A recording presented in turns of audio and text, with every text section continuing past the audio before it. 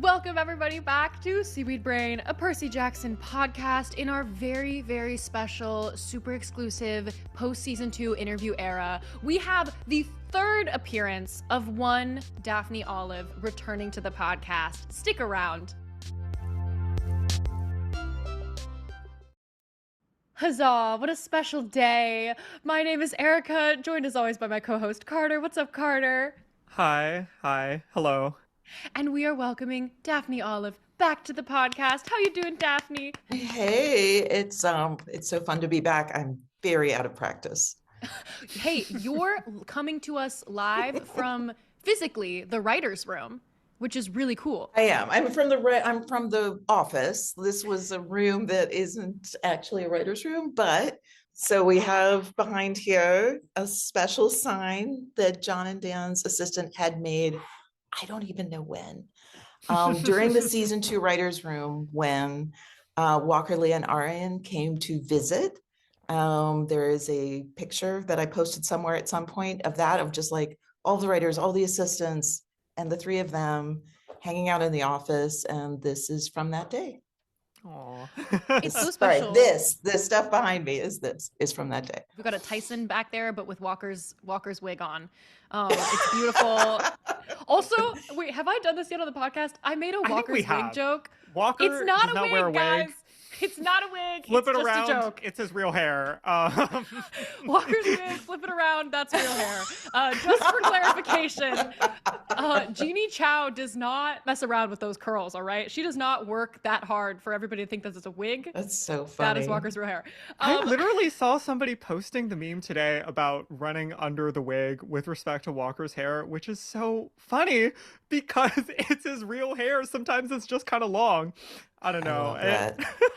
Do you all know where this started? Like, I see this on Twitter all the time. Do you know where it started? I hope it's not our fault. I don't know. It's not us, because I only said it out loud after somebody said it, because I posted a photo of us in the props room in Andrew McElroy's classroom when all the props were out, and somebody was like, OMG, is that the fleece in the corner or is that Walker's wig? And it made me laugh so hard. I love that so much.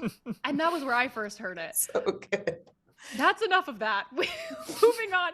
Daphne, we are so happy to have you here. And it's so lovely to have you here because I was thinking about like writing out a list of questions and stuff. And we kind of get to like just hang out and chat with you because there are a few questions that we have that, one, we haven't already answered for ourselves, or two, you're actually allowed to answer. Like a lot of the things that are burning on our minds are things that we cannot ask you to talk about yet.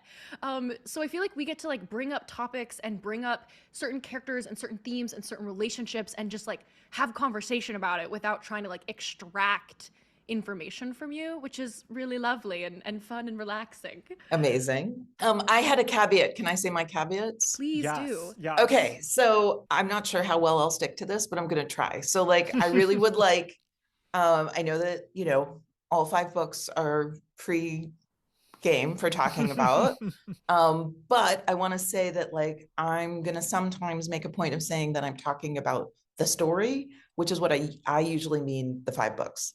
So I'm going to please don't, if I talk about later stuff in books or the overall things or the great prophecy, as I am known to do, just know that I'm not predicting what's going to be in seasons 4 and 5. I don't know. I hope we have a season 4 and 5. I don't know that either. So the if is a question above my pay grade, and the how is something that will get worked out if. Absolutely. So and the other thing is I'm gonna try to be like clear about when I'm talking about like how I see things versus what I'm gonna call the room. Absolutely. That's a great point for us to ask you to explain, sort of, especially for people who maybe haven't listened to your other appearances on our podcast or other folks' podcasts. Talk to us about your role within the writer's room, and what you, aside from being the great prophecy person and the what about the fans person, sort of logistically what your hand on the story is like. Right. So my role, work in progress. We're always I feel like we're always trying to figure out. The joke is that I'm the dramaturge, although TV doesn't have that, and also I didn't study that. So, that's a real profession I'm not pretending to be, but that's our joke. I'm the person who often will try to always think both really big picture when people are like focusing on their own episode, or we collectively are focusing on an episode, which is why I am the great prophecy person. I'm the like, wait, just like remember that, this is going to happen 2 books from now. So we really want to think about that too while we're thinking about what's the best version of this scene. Sorry, I just made myself sound really annoying. No. Which, This is a Zoom room full of potentially really annoying people. I mean, it's So okay. so there's that. I'm just constantly rereading the books, although we all are. I am a person who does have a little bit of, history with thinking about possibly obsessively Greek mythology. So like that's fun. So I love it when I can kind of be of service to the room collectively with like a little bit more just on the tip of my brain and not, we all end up researching. So it's just my job is to help the room. I don't write the episodes. In my ideal form, I help everyone else write their episodes. Absolutely. And since last time you first came on, we had the whole conversation about like your entire career and your really, really magnificent winding journey to getting to this role. We don't have to rehash all of that, but we can instead say that in a previous lifetime and in the current lifetime, you were a jewelry designer. And this season, you got to be both a jewelry designer and a writer. Talk to us about having your jewelry in episode 205. Yeah, that was adorable. So Kate Adair, who you all have interviewed, are going to interview. Okay. Love her. She's amazing. And she really liked my jewelry. And so, I mean, it was honestly just that. She was just like, they kind of very formally emailed me instead of just texting me. And they were like, we would like to use your jewelry. And so I just brought them a bunch. And they picked a pair of earrings for Rosemary to wear, they're a little harder to see in the episode, but Cece is also wearing my jewelry because I guess I'm her taste. And she then imposed her taste on Annabeth. And so Leah was also wearing my earrings. And could we say that there is a subtle anti-olympian messaging in Cece's earring style that she then also gives to Annabeth based on the name and the design of the earring? Right. So yeah, so that's true. She is, I guess, messaging and foreshadowing in the earrings she chose to give to Annabeth, because those are designs that in a very roundabout way existed long before I was working on this. And they are what I call the Daphne and Apollo earrings because they look like the laurel leaves. And I don't know, kids look up the story of Daphne and Apollo. It's not a great story, honestly. Or any, it's a very relevant few story. Of them are. If you've completed season 2 and you haven't refamiliarized yourself with the myth of Daphne and Apollo, right. 208 is a great time to do so. Exactly. It is very relevant because there's a girl into tree story there. And also it's very relevant for season 3 because Daphne was a follower of Artemis. Yes. So many great Daphnes. We have the Daphne of myth. We have Daphne Olive. We have Daphne Keene. It was always meant to be this way. I love it. Yes, I feel personally as someone who grew up feeling like because of my name, I was a follower of Artemis. It was very fun to me that Daphne was cast because she's awesome, but also because she was cast because her name made me really happy. Wow, I feel like I remember you talking about some of the like research like spirals that you went into for season 1. Was there any research spiral that like you remember that sticks out to you in like the Greek mythology sense that you kind of deep dived into for season 2? Oh, yeah. Oh, yeah, I learned a lot of things. It's funny. Okay, I guess this is where I admit that I didn't read Circe until you all were covering it, which I know. Oh, it's wow. like we forced Daphne. Everyone has books. I know, it was so much fun for me. Everyone has books that like, or movies or whatever, that everyone assumes you read. Yeah. And there's just too much. That's That is always the way it goes. Yeah. It's funny. It's not that. I loved it. I'm so glad that I ended up reading it. But for me, there's a book I love much more that's doing a lot of the same stuff. And so I just got like, which is, Erica's going to show us. Do I have it? Should I name it or are you going to show it? No. Yes, that's one of my favorite books. But no, it's Till We Have Faces, which I think you also read. Oh my gosh, yes. I don't have it though. It's in my bedroom in Hawaii. So yeah, Till We Have Faces by C.S. Lewis starts almost identically. So I started reading Circe and I was like, maybe I'll just reread Till We Have Faces. So now I'm glad that now I got over that bizarre little moment of snobbery and read this other book that is amazing. But like one of the things I hadn't realized and we didn't really utilize, but like one of the things that was really interesting to me was to realize how much all of these different people are intertwined. So like is it Scylla or Charybdis? I always forget which one, that Circe turned into a monster. Scylla. In the midst. Scylla. Right. Thank you. And so like I remember that being really fun for me because actually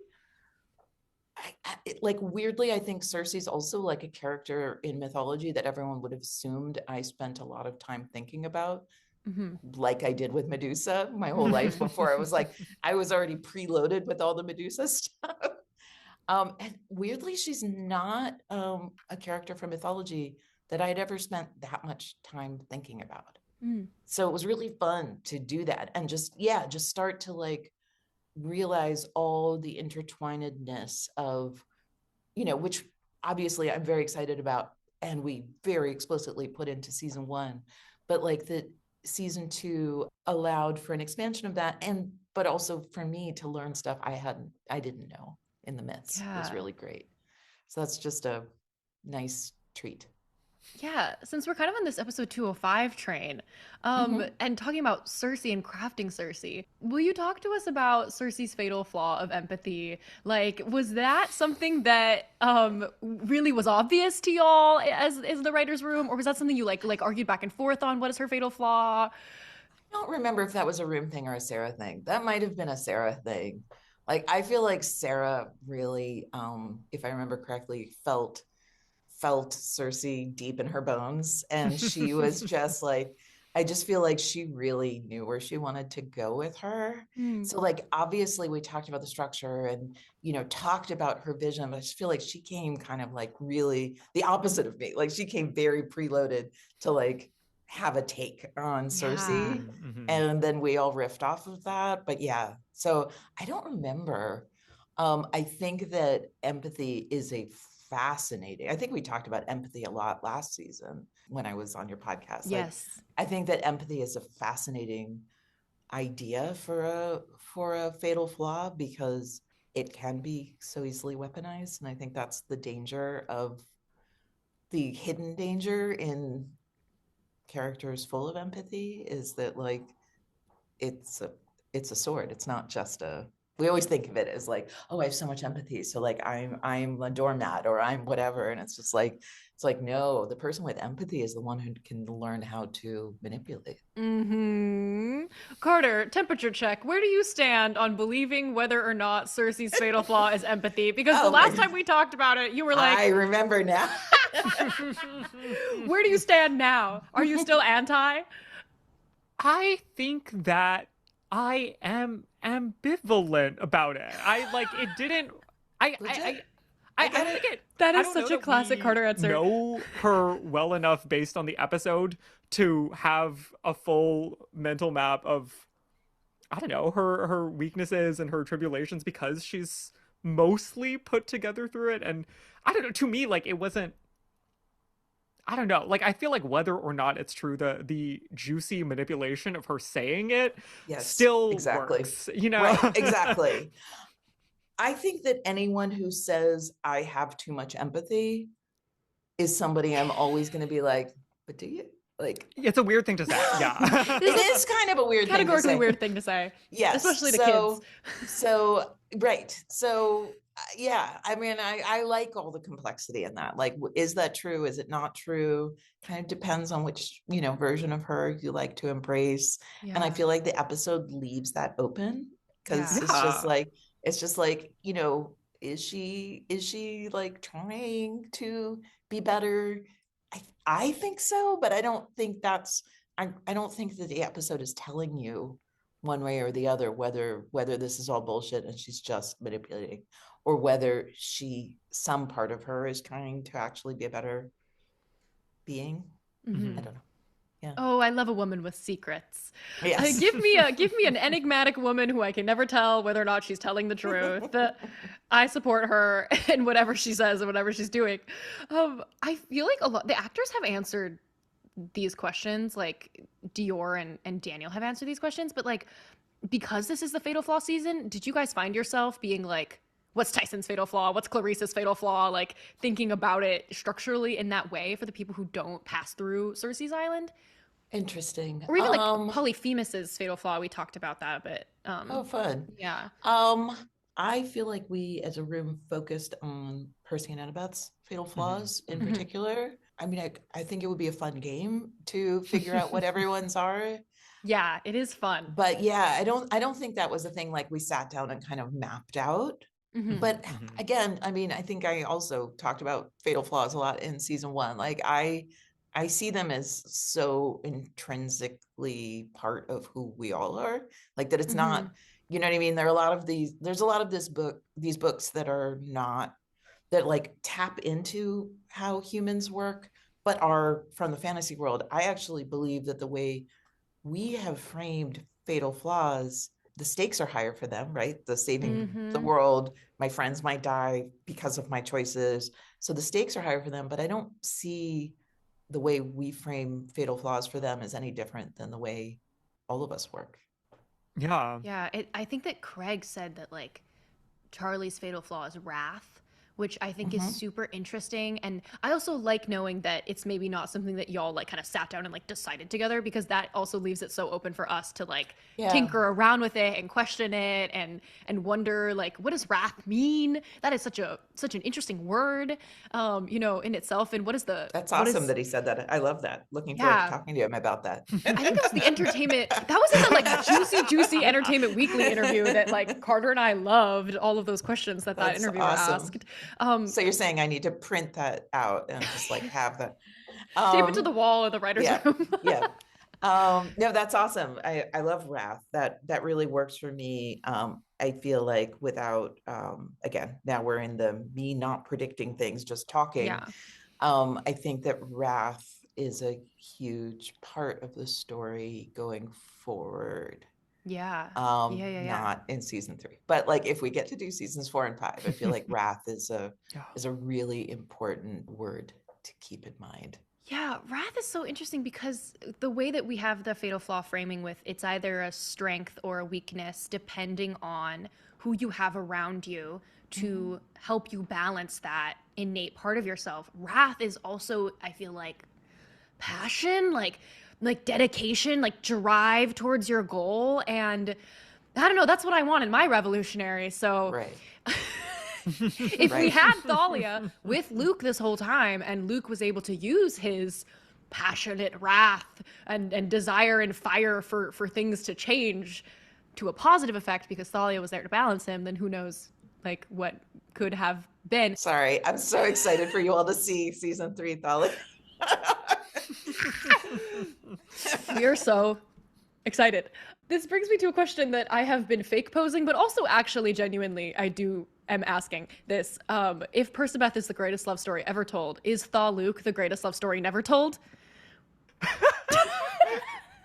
Did you make anyone else answer this? I think this did anybody answer this? I don't think so. All right. Not yet. I feel like I'm the perfect person to subject. I think about them a lot. Yes. I mean, again, with the stipulation, again, I'm going to repeat from season 1, is like, I'm not a person who really, for me, like capital R romance and lowercase romance, like I don't really care about those. Like for me, What is important is connection. And so the way I chose to interpret your question that you have for everyone about Percabeth is that I don't really care about, quote unquote, end game or any of that stuff. Like what I care about is building two people who, when they meet, they connect in ways that no one else would connect with them, and that I always imagine like that it's like you have indentations in your soul that you didn't realize they're a shape until you see someone who has the opposite shape that fits in. Have I quoted my favorite Emily Dickinson poem at you before? I feel like maybe I have. I don't think so. That love is all there is all we know of love. The freight must be proportioned to the groove. Oh shit! Look at that. So yes, that's how I look at all of these things. And I'm a Black Sails fan. Like it can take whatever shape it does, and that's not necessarily going to be what you expect. And who cares? Because I just want to feel feelings. So yeah. So if that is our metric, then that's how I at least see them. I see them as people who felt alone, each for their kind of various version of their experience with parents and being a demigod. And then they met, and when they met, they didn't feel alone anymore. And I think that's huge. I mean, I think so, yes. So I guess my answer is, the short version is yes. Absolutely. I think an alternate way we could phrase that question is Thalia's freight proportion to Luke's groove? Yeah, absolutely. Are there fatal flaws interlocking, etc.? These are all variations of the same question. I think it's safe for me to say, based on what maybe Craig already said, that it's something that was on our minds a lot. It was important to us. It's important. I mean, we've taken such a clear direction with Luke of making him more of a person who exists outside of Percy's perception of him. So that is true of everyone. And that means that their story is something we don't have to see in a dream or have someone tell us about. It's something that, it's important to us. Yeah. Also, for our patrons who we kind of opened up the floor to them, we were like, does anybody have any burning questions for Daphne? And a lot of folks voiced like, can you speak to like Percabeth's slow burn and like, like people feeling like Annabeth isn't affectionate enough towards Percy this season and like how that's all nonsense. And I think that, just for the listeners, that's your answer right there. Like, let Daphne reiterate the fact that what a connection is a connection, and that, what varied forms it shows in and demonstrates. Like, the point of Percabeth is that the freight is proportion to the groove, and that's the answer. Right. And I think that, I know what it feels like to like be waiting for a thing to show up in a show. And I also understand that like the version we're telling is the version that feels right to us in every scene, every moment, for the long game of our storytelling. So I mean, I'm sorry for people who feel disappointed. I'm not. Okay, well, no, I can. Neither are our patrons. No, it's okay. I think it's okay for me to say that. Like, I understand disappointment. Yeah. And I also hope that in the long run, what we're doing is telling a version of their story that will feel satisfying, because we care a lot about telling that story. And again, with all the stipulations I said earlier, but it's something we care about. And so we're doing the very best we can for the vision that we feel is right, taking into account so many other things as well in the larger story. I just hope in the end you like it. And you know what? For anyone who doesn't like, the books are still there. So you can just reread and see it in your mind too. And then you get multiple versions of the same story. And how fun is that? How fun is that? Right? Yeah. Daphne's a bigger person than we are, because I was about to be like, sit down, everybody, and witness yearning. Go and learn what yearning is. And Daphne was like, whatever your perception is, your perspective is okay. And I'm like, sit down. Well, that's the difference. I know. I mean, I was that person a lot of times when I was the podcaster about a TV show, but for whatever was going on in the discourse around Yes. that. But I don't know. Like I just it's interesting. It's like it's part of being in a writer's room. It's like you have the imaginations of multiple people all melding together, and then there's the imaginations of everyone who's ever read the book and loved them, and anyone who's watching the show and never read the books. So like all of those imaginations are kind of like this giant sea of like, how is the story told, and how is it perceived, and how is it understood to be, and how is it interpreted? And it's just it's all I don't know, it's a collective. It's a collective on our side when we're in a writer's room, and it's a collective between us and everyone in production who's incredible and adding their own visions, and the actors obviously so talented and adding their visions. Like we understand these characters so intimately, and they understand these characters so intimately from a different direction. And it's so even like before it ever gets to a television screen, there's such a collaboration of a giant ocean of people's understandings of these stories. And then it goes to you, and it's like, then you all can talk about it and interpret it and be happy or be sad or some mix of all of those, hopefully. Like, and yeah, I just love that. I just love that there's just like, there's so many minds on every side of this story and every story. Wait, Carter, will you tell Daphne about what Sam predicted, like at the beginning of season 1?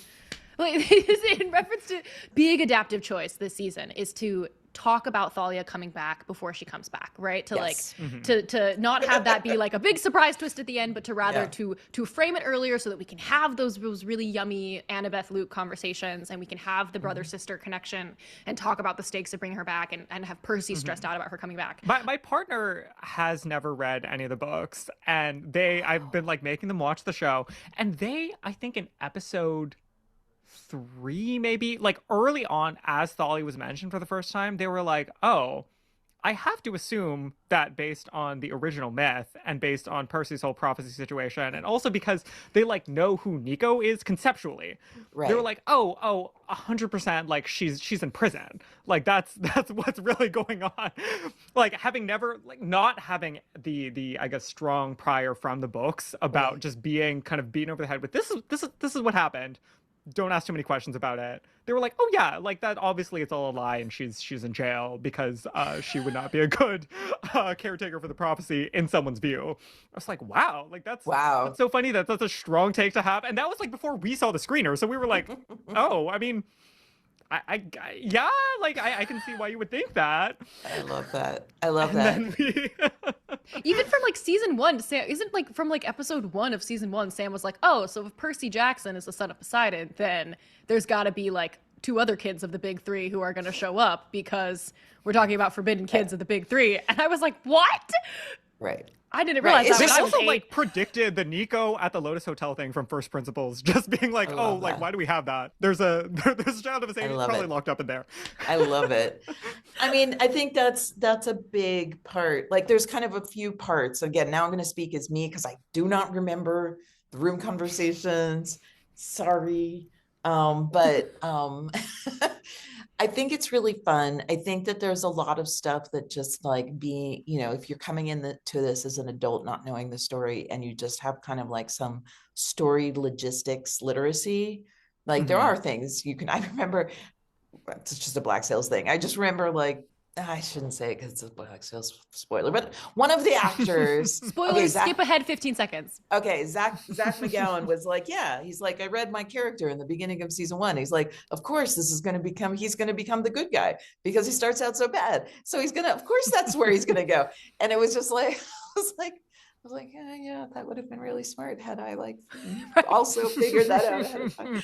But it's just like, yeah. So that's what I felt like, was like, rather than kind of work really hard to protect a surprise that I think a lot of people wouldn't be surprised by, it was really fun to take that same thing and turn it into conflict for our characters, Yeah. and make it be about, again, about Percy's questioning. Like, this is, kind of why also, like, the whole idea of bringing the great prophecy earlier, like, make this meaty, like all the stuff we love Mhm. about the fifth book, like it didn't have to just live there. Yeah. I think that makes so much sense because they're like, this is such a problem with big IP that it's so easy to get stuck in the perceptions of the thing that have been brewing and existing, these like other versions of the story, other like parts of the story that like I don't know. Like I guess would be easy to make this about surprise and about audience expectations, but I think that's such a good insight that powers so much of what we like about the show, which is that ultimately underneath all of that is the actual character conflict. Like if you can Right. create a situation where Thalia has a really like well defined full perspective and like set of circumstances that we can really understand, it doesn't matter like what people are coming in with because it'll fall into place. We're not trying to rely on surprise or on conflict with expectations or anything like that. It's literally just about The engine is the different characters having different relationships. needs. Yeah, Yeah. yeah. Well, and honestly, I mean, okay, I'm gonna speak, I guess, for me and for the room a little bit. A thing I love, because I love this story and I love the fans, it's like what I want. I mean, all the fans, but I'm going to speak in particular about the book fans, like people who know the books all the time. It's just like I love when we find these opportunities to use the fact that we are not in Percy's POV to tell a story that will surprise even people who know the books by heart. But Mm-hmm. also it's like the goal in my mind is that you have this moment of like, oh wait, that's surprising, and then your second thought right after that is like, oh, that totally makes sense. Yeah. And so like that's, Yep. you know what I mean? So like Mm-hmm. the Zeus and Thalia thing, it's Got just us on like, that one. Got us right, good. yay, oh my god, I'm so happy that something got preserved after your set visit as an actual surprise for you, because oh my god. And So people like, predicted this online. Phoebe predicted that's this, and many people amazing. predicted it. And Carter and I were still like, "No way, it's But it's not like, happening." ideally what it does is you get even people who know it all so well, like, people who didn't read the books are going to get surprises all the time, but like to like save a few surprises for you all, and but then have it actually not change the story, like change a moment Mhm. in the story, but that the story still work, it's still the same story, Yeah. Yeah. right? It's still the It's same fundamentally story, the same conflict, but where we understand the nuances and the stakes so right? much And you better. got to Yeah. see something that Percy couldn't have seen. Yeah. Yes. Yeah. Then that's One what of it is. Like, those are the pockets for us. It's like the stuff that Yeah. Percy could not have experienced. Those are pockets of opportunity for us to have fun. And it was so disrespectful of us to not have predicted that in advance. We it were was really ready to be disrespectful of like, us. oh, Zeus is gonna end up having been the good guy this whole time. Oh, like we're not We're gonna. gonna I have don't know. to Like sympathize with between Zeus. we're gonna have to Carter, sympathize with Zeus. That was Carter, a huge Carter, concern. do you have that little faith in me? Apparently we That's did. what I'm saying. Like Formal it apology. never made sense. We were so short-sighted and illegitimate for having such priors.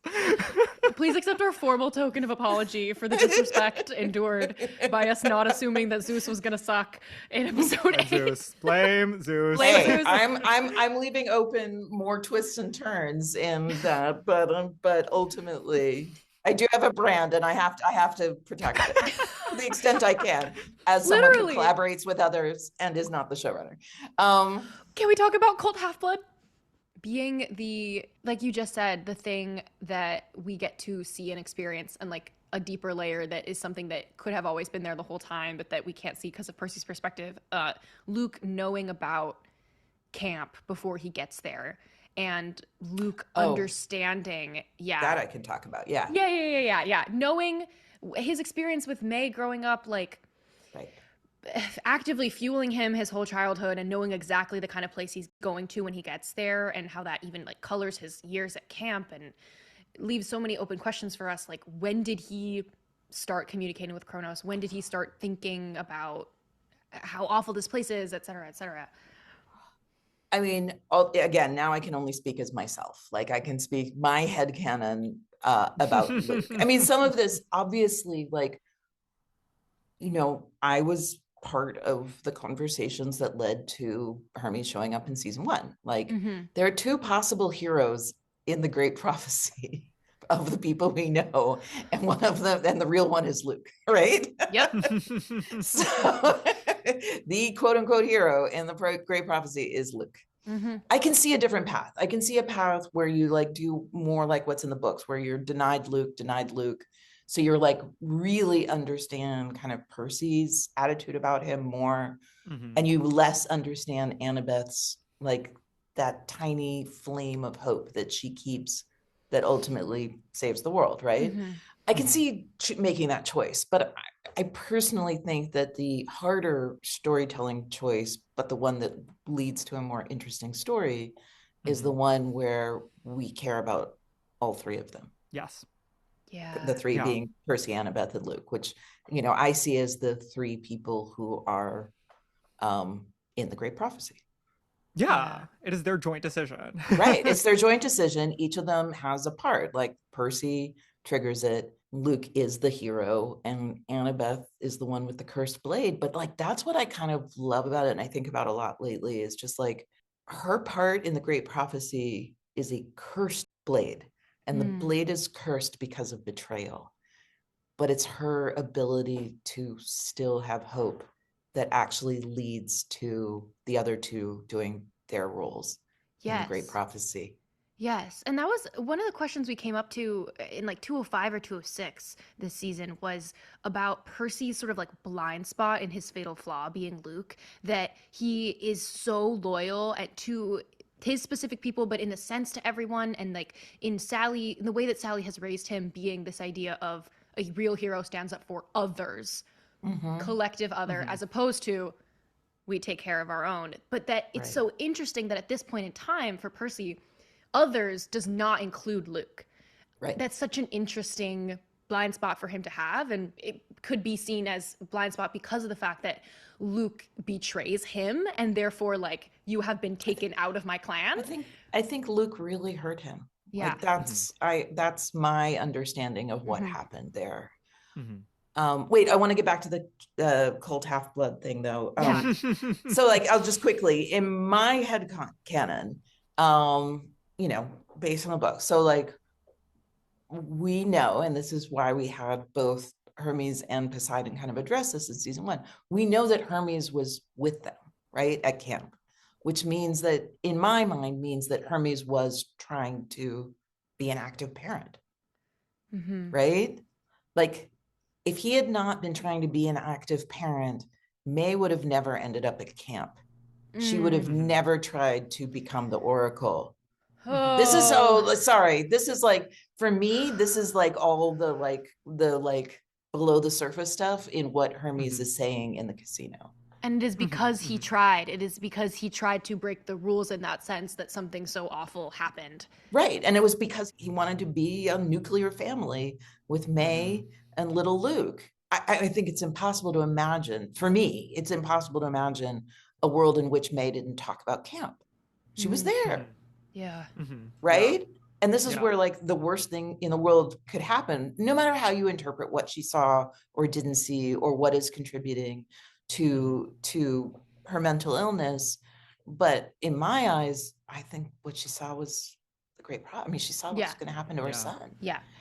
I mean, I don't know. I think I understand a May who both like in moments would warn Luke against camp, and in moments would talk beautifully about camp in the mythological world. And I don't even know which of those would be more infuriating to him. Yeah. So it's just like, so I really feel like I kind of get a version of them where Thalia, again, we'll get into more about her next season, but where when she met Luke, he was already like, whatever else you think, like, this place is bad. This world is bad. This place is bad. It's just us. Like, we don't want to be part of the rest of that.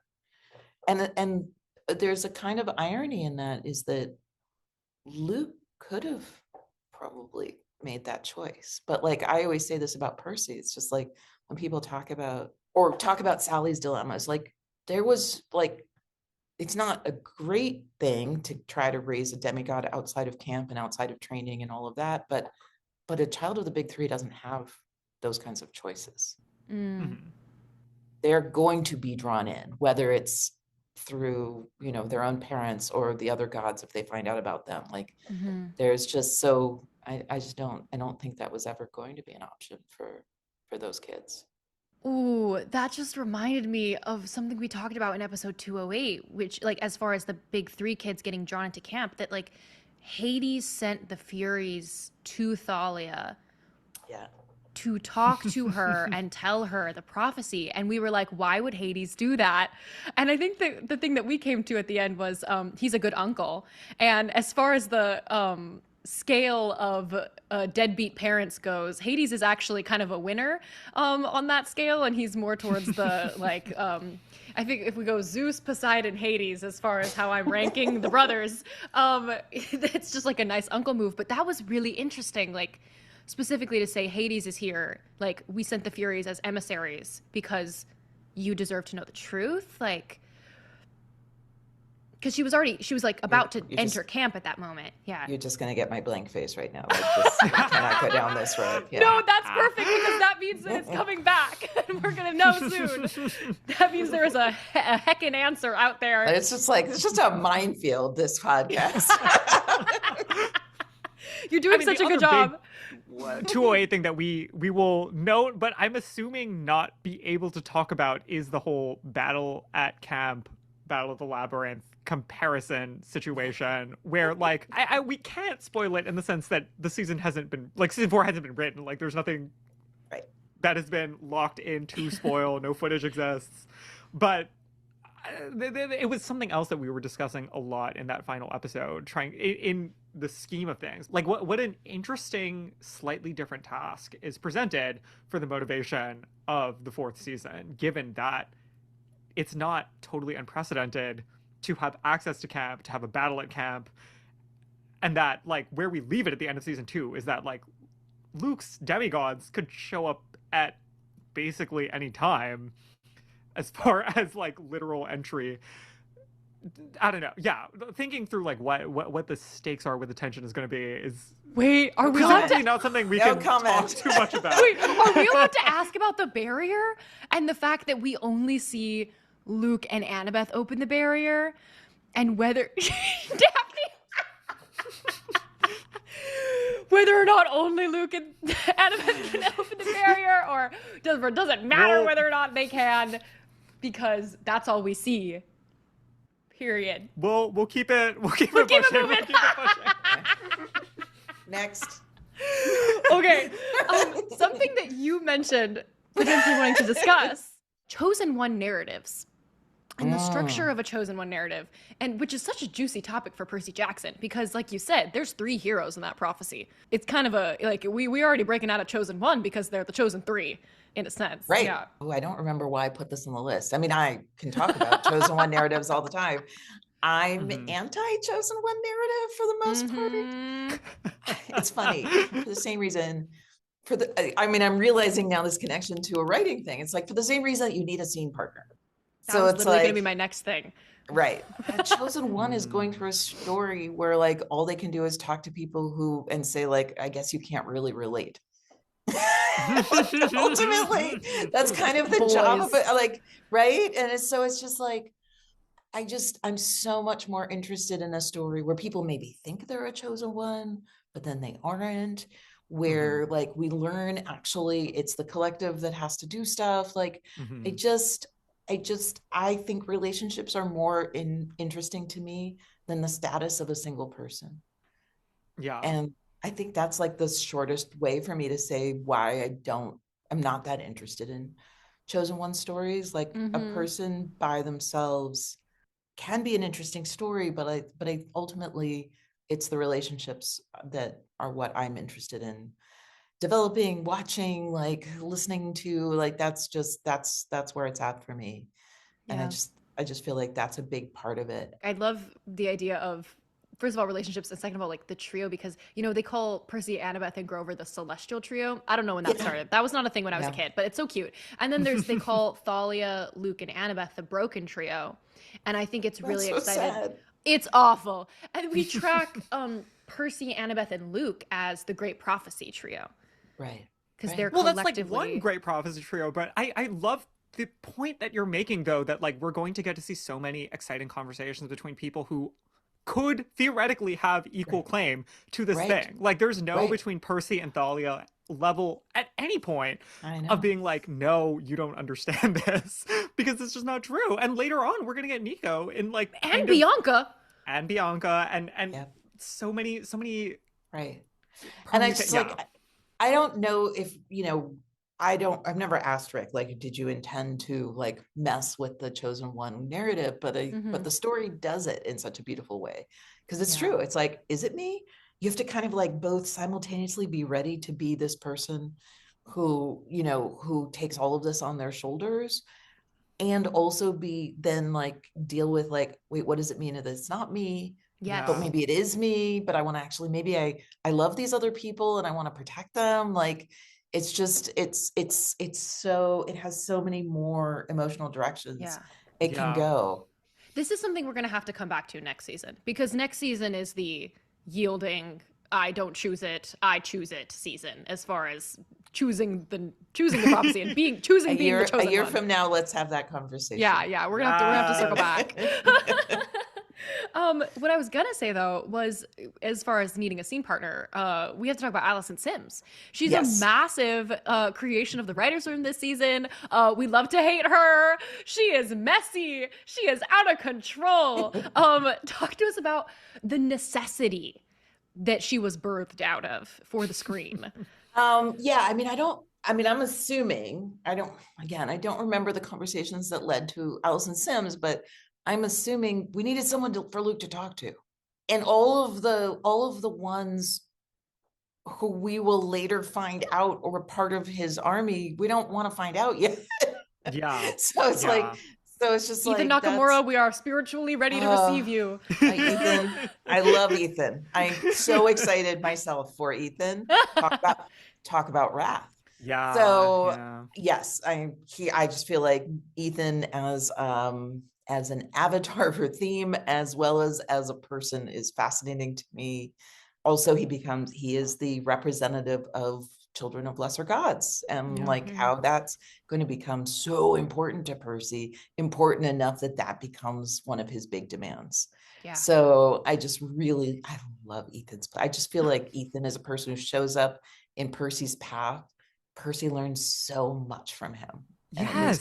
So happy. Yeah, I love watching Percy learn. That he could have been so incidental, and then he really just grows and takes on so much more symbolic meaning, so much more like pedagogical value. Right. No, I love it. No, and I love it. I love that, like, Percy, I mean, I feel like maybe starting in the second book, certainly in this season, like, but more and more as he goes, I feel like he's interacting with people and learning.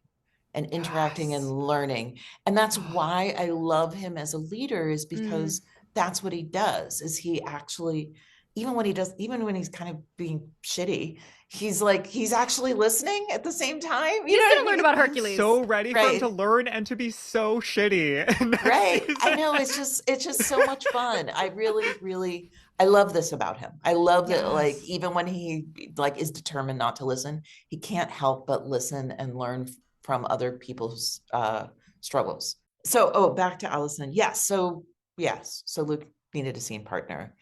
And she's a lot of fun. I remember when I first met Beatrice, I hadn't seen her do it yet. So I was just like, met her and I was like, good luck, dude.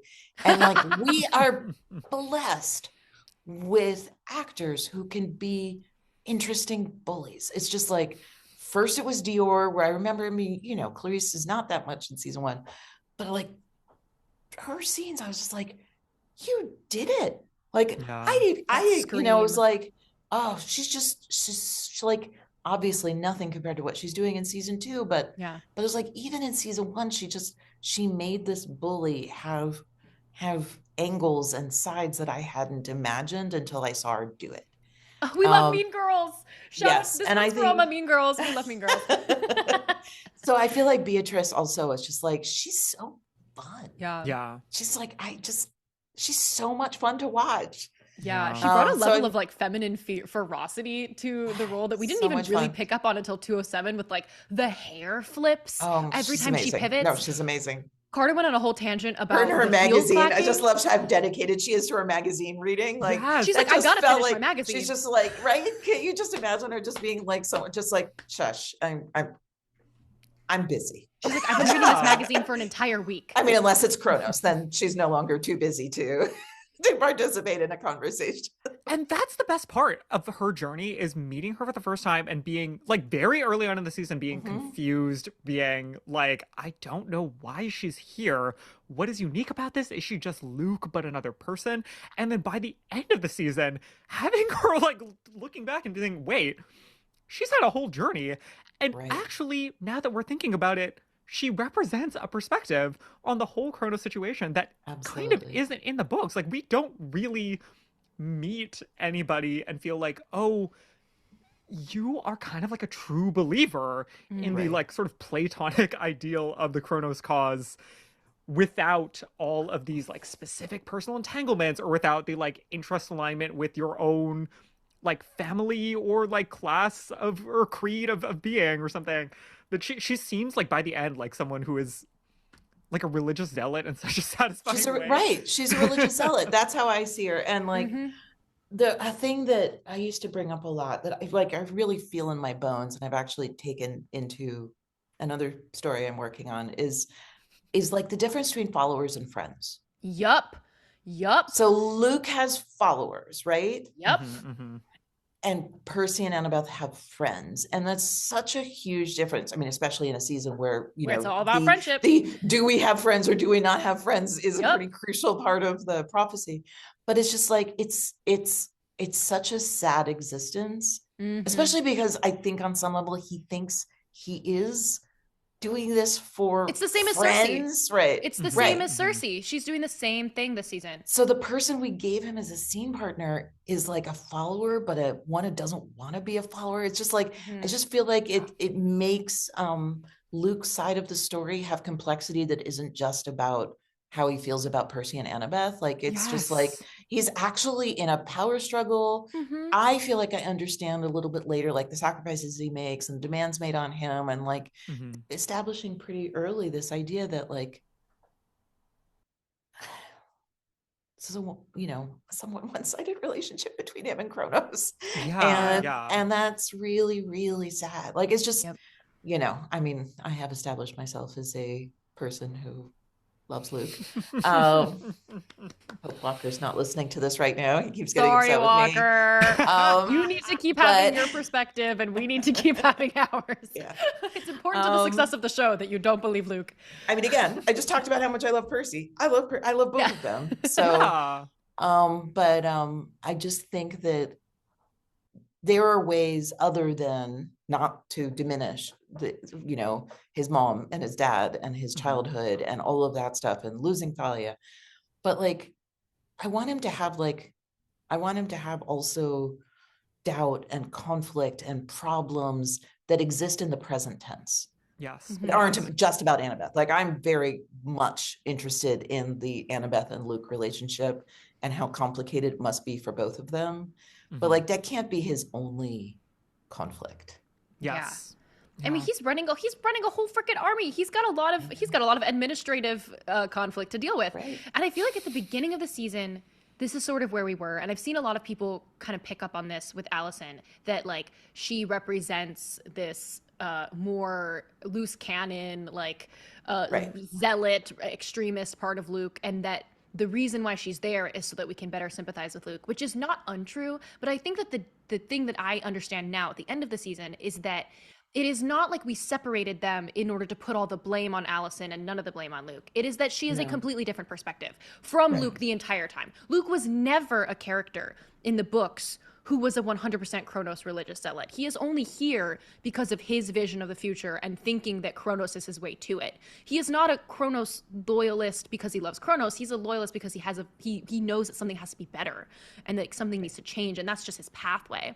And so that's just my feeling towards people who are saying like that it's like hating on Allison is like a cop out because then it makes us like Luke more. Like, I completely disagree. Allison is a separate thing from Luke and always has been, and it's just an expansion on their side of things. It's not like a separation in any way. Luke has always been that guy.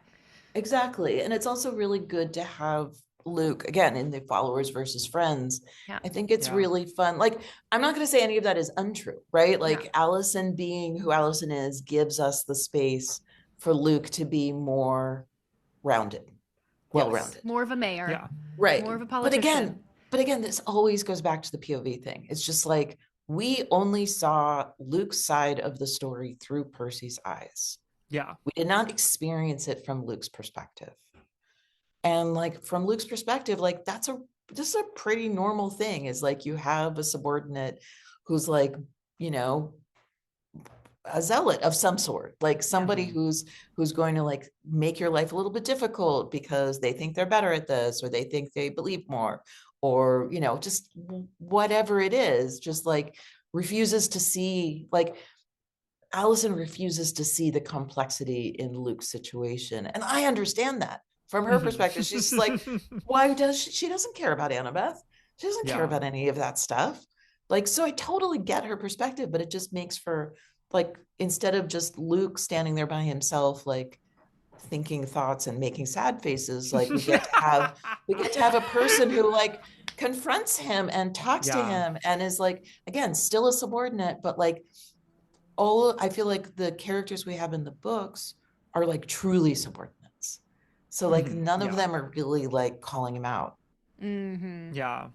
And that's a fun part of it. Something that you had mentioned to us was about Clarisse sort of misunderstanding her own fatal flaw, and how Clarisse's arc this season is our whole arc this season in many ways. It's interesting that like, sort of like what we were just talking about, Percy like meeting these kind of roadblocks along the way and not only getting through them but learning something as he goes through them. Like, I feel like each of our like extra characters each season is representative of the lesson that Percy needs to learn. So like, this season we are learning the power of friendship and what it means to rely on friends and teamwork. And like, next season we have Thalia, and Thalia and Zoe are going to teach us what Percy needs to learn. And then, you know, Ethan Nakamura is going to teach us something we need to learn.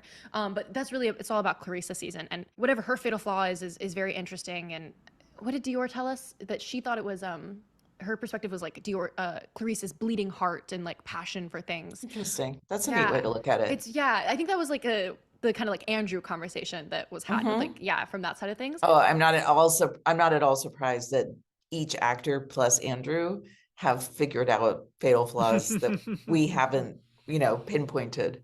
It's such a useful tool as an actor, you know, because like, you could always, it's like a super objective, right? You can always go back to it at the end of the day.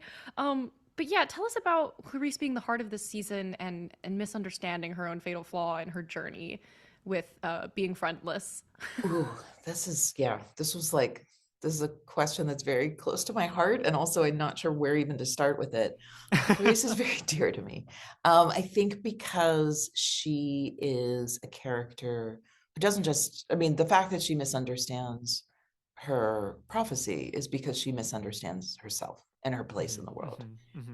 And I think that I'm just not really sure what would be more true of people in general, but especially at the age these kids are in the story. I love that the guy she dislikes the most is the one who helps her through it, but also he has his moment of being really shitty about it, which just also felt really true, of just like, it's like when he has a goal that does not include her, he's willing to use her, you know, her emotional confidence, vulnerability, right, against her. I love it when a character has sides you didn't expect. And so for me, when I read that book the first time and every single time afterwards, for me, the moment of the book that I wanted to somehow, like, to the extent I can, like, spread all over the season was the moment when Percy pans for the fleece. I just think Yes. that's like, it's a moment. You're just gonna let me win? I know, it's just so great. They both have, it's just like, it's a moment where you see how much each of them has grown. It's a different variant of this idea that, like, you need someone to balance you, that they're your Yeah. fatal flaw, which in my understanding of it is your personality, so that where your personality and their personalities balance each other. But you think of that again with, like, a Percy and Annabeth, like, sure, they argued for an episode and in season 1, but, like, since then they've mostly been friends.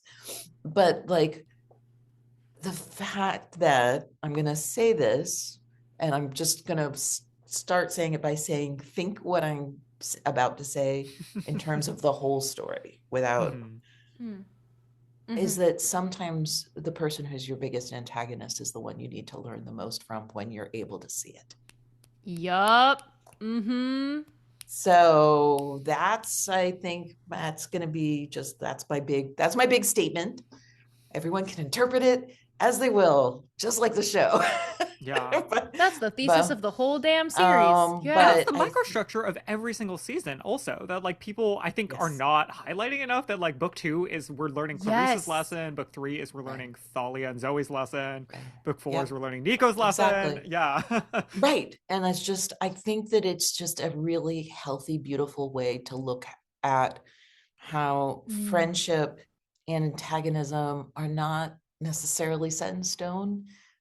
These things can morph. We can learn from people that we think we don't have anything to learn from, including ourselves, especially a character like Clarisse, that I believe that a lot of her problems are based in the fact that she's not good at loving herself. So so it's very hard for her to imagine, not just that people would want to be friends with her, but it's hard for her to imagine what it's like to be a friend. And that's something she learns over the span of this season. And I actually think, for me, the part that's so touching is Clarisse and Annabeth. Yeah. Because they are so similar. They're two girls who so beat themselves up because of a parent that basically their silence is deafening. And they're raised entirely in the world of the gods. They're entirely steeped in this culture, so they have no other perspective on it. Right.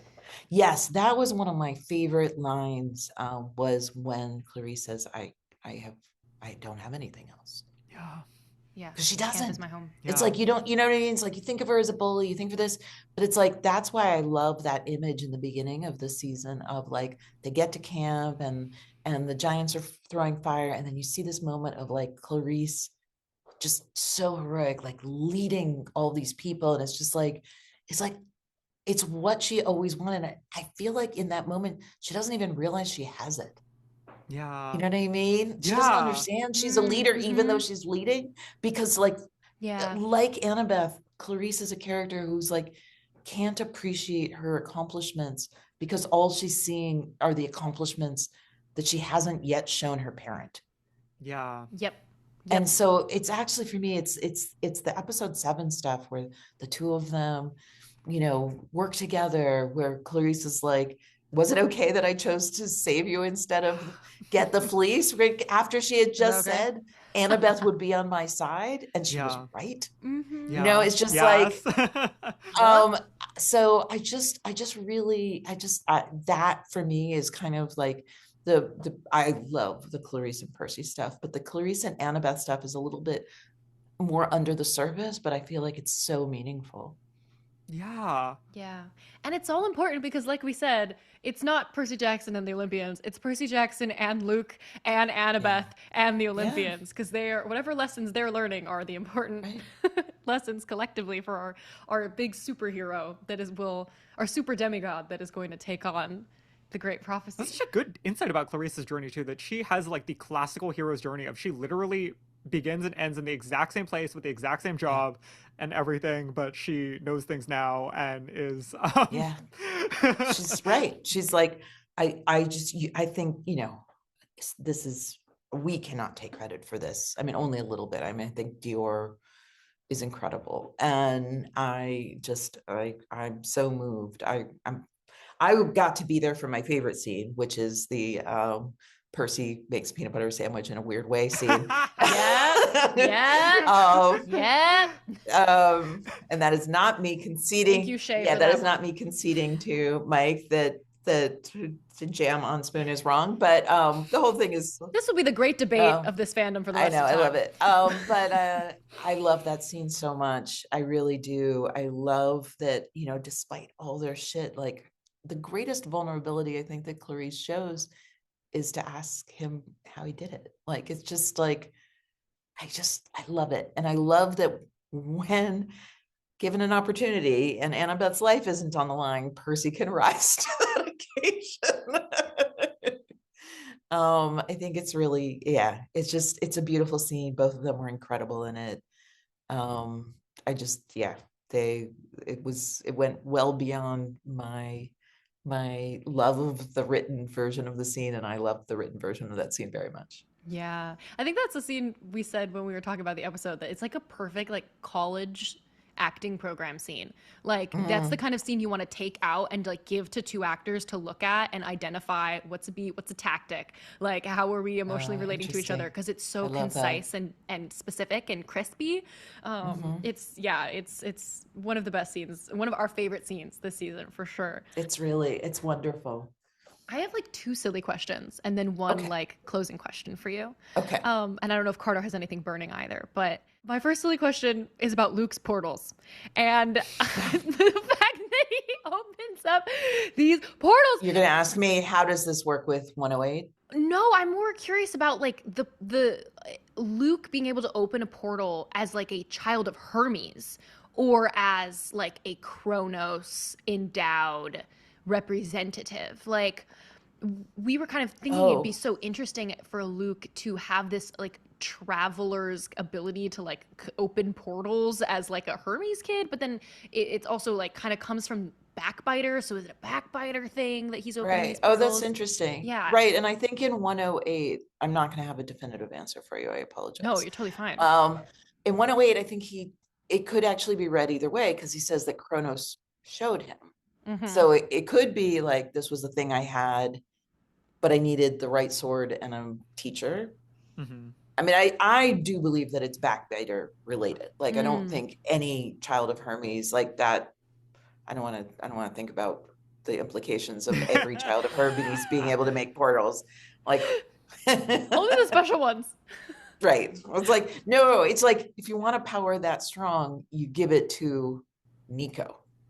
Because then it's just Nico, right? Yeah. So it's just like, no, I'm not giving anything away, right? That's in the book. No, So it's just like, you know, you don't want to give like Herbies, especially with so many kids, like you don't want to give them a power that strong. And it's just tactically as a writing thing. In Vegas. It's right. It's not. That's going to get messy if everyone can just start portaling all over the place.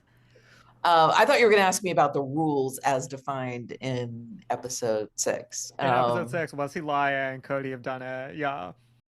I think we, now I'm going to speak for the room, but with the caveat that I may be remembering this incorrectly, but I'm pretty sure that we needed to limit it, right? You don't want, it would be too powerful. Yeah, it's something you have to put a cap on. My understanding of it is no, he cannot bring another person. He has to do it himself. I think he was lying to Percy.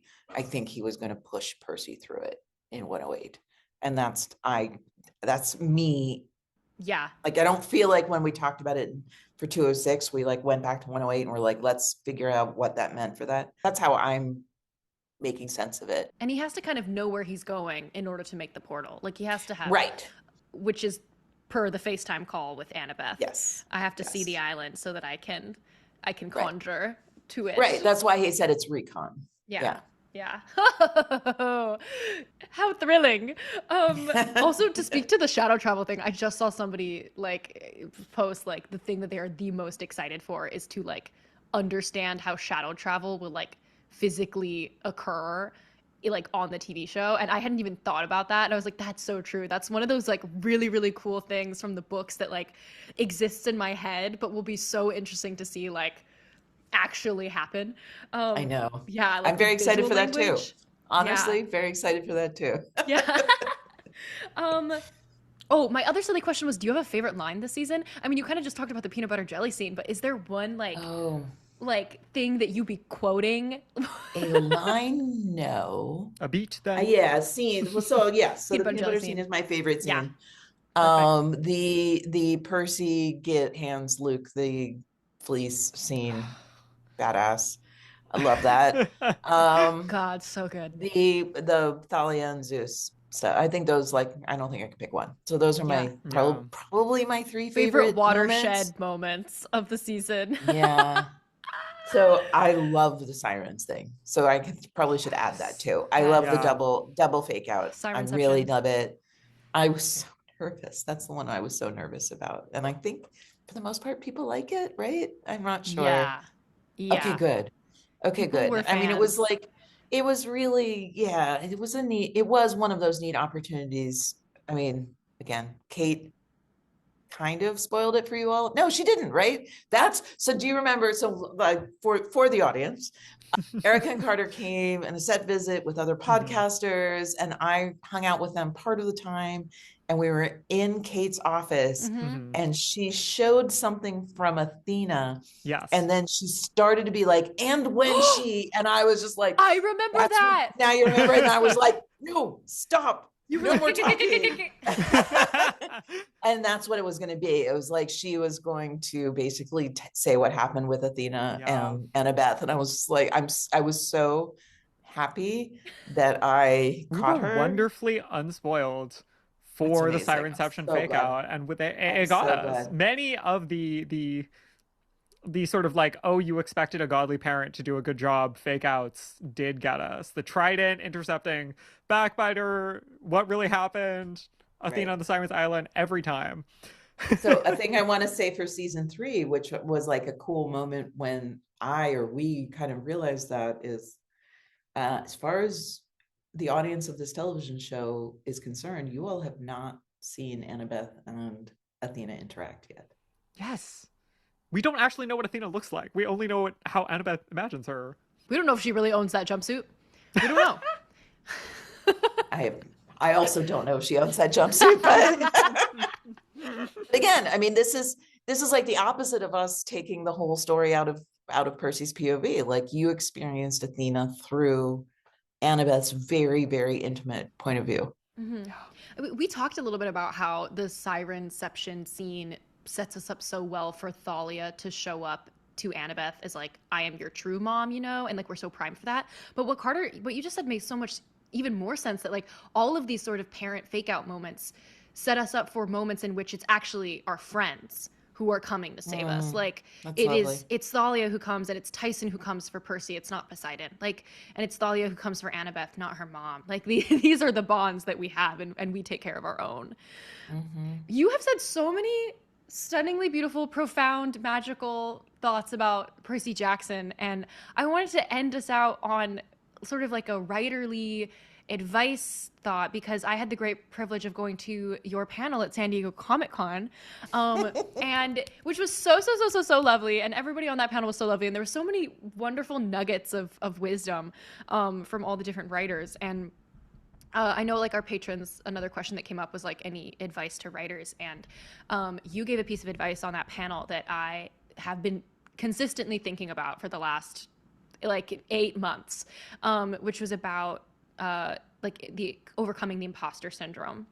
And I could quote it word for word, but I will give you the opportunity to share your thoughts on pushing past imposter syndrome. Oh, goodness. I don't remember exactly what I said. I remember you liking it. It's Um, on my notes app in all capital I letters. love that. That's amazing. So you should maybe put that in the show notes, because it'll probably be more eloquent than what I'm going to say right now. I think what I said was, did I say something about trusting the people who think you're good at stuff? Yeah. Like, so that's a huge deal for me. So maybe I should tell the short version of the story, of my story, just so that I can just say the best things in the world about John Steinberg and Dan Schatz. Also, I had dinner with one of the actors' moms last night, and that's pretty much all we did. So Oh. let's say nice things about John and Dan. That's low-key all we did on our episode with Dior, too. We were just talking about how wonderful Dan is. Yeah, I know. So the short version of my story is jewelry designer. I did a podcast about a show I loved called Black Sails. People who made the show started listening to us, got to be friends with John. And then eventually John said, I think you're a writer. Why don't you come help us with this new show we're doing, which was The Old Man, which everyone should go watch. Also, everyone should watch Black Sails. And unless you're young. Age-appropriate watchings. Yes. Right. Thank you. That's what I should be saying. I had the blessing of entering this world almost by accident because I was invited in. So that's where like I'm the worst person to give advice. But also I was old, which means that I was kind of understood my own flaws maybe better than I did when I was younger, and understood some things about how humans work a little bit better maybe than I did when I was younger. But the thing I had was, yes, imposter syndrome, and also, yes, people who never shied away from telling me my value to them. And in the beginning, I just kept saying, oh, but you just like me, we're just friends. This is why you're saying this. And it was a process to get to a place where I was able to say to myself, well, if they value what I'm doing, maybe I'm doing an okay job at it. Which doesn't sound like a very strong statement, but it's a really big deal. And just being able to, just to believe the people who think that you are good at something, I think it sounds like I'm saying that it's easy to do. It's not easy to do, but what is maybe a pathway to it is that whenever you get kind of caught up with the voices in your head who are telling you the opposite, is to like pause, breathe, remember the people who tell you you're good at the thing, and just focus on that for a few minutes to like calm yourself down and keep going, but always keep going. And I totally didn't intend this, but I think that's a great message for the season too. It's about I know. Relationship, friendship, having a team. Because when it's hard to believe in yourself, you can believe in the person who believes in you. And that is where and it's like you can work around. It's which version of people talking about you choose to believe, right? So it's just like, I feel like that's a huge thing for Clarisse. It's just like, there were the voices in her head who told her she's not enough. Her dad joined that chorus and voiced the same thing. But then, everyone else around her is telling her you are enough. She just has to reach a point where she can hear it. Yeah. Oh, Daphne. Thanks for coming on our podcast again. Oh my God. It was so much fun. Thanks Thank you for having me. Steeling yourself to smile knowingly at anything you can't answer, and for sharing such beautiful insights on the things that you can. And how we feel about the Titan's Curse. Like, the next time we get to have this conversation, it is going to be, I don't know. I'm going to have to take a beta blocker. I'm so excited. I don't know what I'm going to do with myself. We love Titan's Curse. So we can't wait to do this for season 3. And we think you're the coolest person ever. And we love you so much. Thank you for being here. Thank you. Thank you so much. It was so great to hang out with you all. And thank you for being the people who forced me to have pictures of myself at premieres. I love that. Honestly, I have, I think, 3 pictures of myself at premieres. And all 3 of them are with the 2 of you. Thank you for being cool about it when I walked up and I was like, the Daphnes! I gotta take a pic! It was a very special moment for us all. It was amazing. Yes, everybody can follow Daphne on social media if you would like. We'll have it linked in our show notes. And if you like this episode, go listen to our other 2 episodes with Daphne and Daphne's other appearances on podcasts. And also all of Fathoms Deep, Daphne's very, very famous Black Sails podcast. You can get lots of Daphne all over the internet. Also, don't take my tweets too seriously. I promise you. That's a really good message. Do not take my tweets too seriously. PSA. That's really good. I'm just having fun on the internet, guys. And listen, that's good. We appreciate you being on the internet. Like, we don't want to drive you off of it. So that's a good note for us all. Yeah. That would never happen.